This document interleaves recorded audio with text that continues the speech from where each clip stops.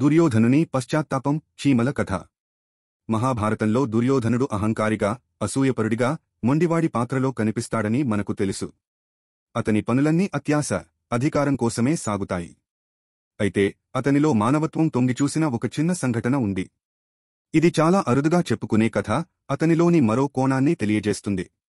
పాండవులు జూదంలో సర్వం కోల్పోయి అరణ్యవాసానికి వెళ్లిన తర్వాత ఈ సంఘటన జరుగుతుంది. దుర్యోధనుడు తన గెలుపును ఆస్వాదిస్తూ పాండవులు నివసిస్తున్న ద్వైతవనానికి తన పరివారంతో సహా వెళ్లి వారిని మరింత అవమానించాలని, తన ఐశ్వర్యాన్ని, అధికారాన్ని వారికి ప్రదర్శించాలని అనుకుంటాడు. అలా ప్రయాణిస్తూ వారు దారిలో ఒకచోట విడిది చేస్తారు. అక్కడ భోజనం సిద్ధం చేస్తుండగా చాలా చీమలు బయటకు వచ్చి పరుగులు తీస్తాయి.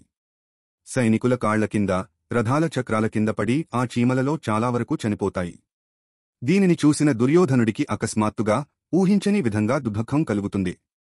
చిన్న, నిస్సహాయ ప్రాణులు ఇలా నిర్దాక్షిణ్యంగా చనిపోవడాన్ని చూసి క్షణకాలం నిజమైన పశ్చాత్తాపాన్ని, దయను ప్రదర్శిస్తాడు.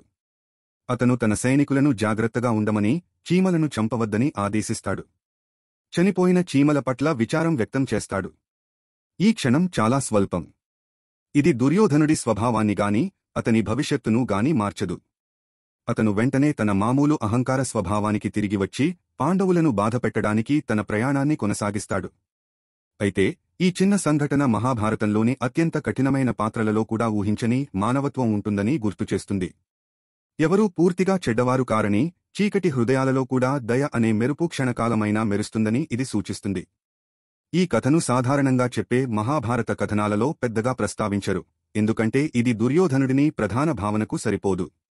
ఇది సాధారణంగా అతని ప్రతికూల లక్షణాలతోనే నిర్వచించబడిన పాత్రకు ఒక లోతైన కోణాన్ని జోడిస్తుంది.